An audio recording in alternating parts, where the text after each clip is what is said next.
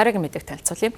Газрын тосны үн огцом өсөж, за мөн эдийн засгийн өсөлт удаашрсантай холбогдуулан Европ бүсийн эдийн засгийн үзүүлэлт за тэр дундаа инфляц 3% хүрсэн гэсэн статистик мэдээллийг танилцуулж байна. Ираны дайны улмаас эрчим хүчний үн огцом өснө Европ даяар үнд нөлөөлж байна. За пүрэв гарагийн өглөө газрын тосны үн бол дайны буюу Ираны дайны үеэс хойш шин дэд амжилтыг тогтоосон байна. За олон улсын жишг болох Брентийн газрын тосны үн өглөө түр хугацаанд нэг баррел нь $126 давсна.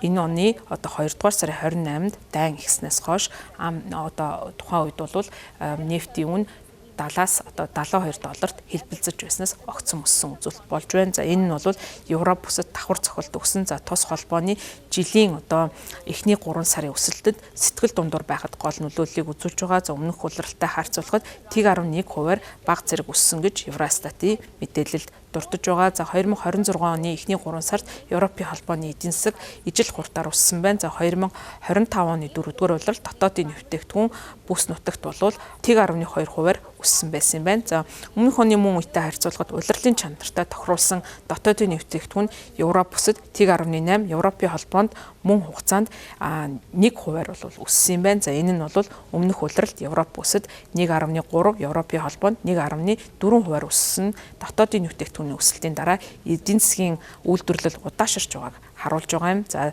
Ираны дайн бол дэлхийн газрын тосны нийлүүлэлт за ялангуяа дэлхийн газрын тосны нийлүүлэлтийн 20 орчим хувь нь дамжин өнгөрдөг Ормосын хоолой одоо тодорхой хязгаарлалттай байгаатай холбогдуулан Персийн булангийн үйлдвэрлэгчдээс хэрэглэгчдэд очдог нефть шатгуун тасалдсан эдийн засагт томоохон зочрлыг учруулж байгаа.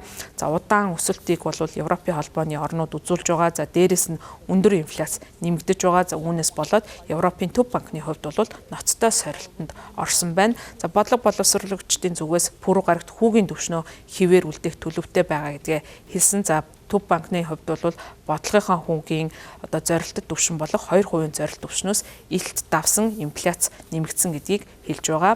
Инфляцийн өсөлт нь эдийн засгийн өсөлт удаашрсан үед гарч байгаа нь онцгой анхаарал татаж байгаа юм байна. За инфляцид үзүүлэх ердийн хариу үйлдэл нь бол төв банкны хувьд бодлогын хүүгийн түвшингөө нэмэгдүүлдэг боловч энэ нь зах зээлд бол зээлийн зардлыг нэмэгдүүлснээр өсөлтийг бууруулж болзошгүй. За хэрв инфляц төр зурих байх төлөвтэй бол бодлого боловсруулагчид бодлогын хүүгийн хөвчлэн анхаарч үздэг. Учир нь хүүгийн өөрчлөлт нь эдийн засагт нөлөөлөхөд цаг хугацаа шаарддаг юм байна.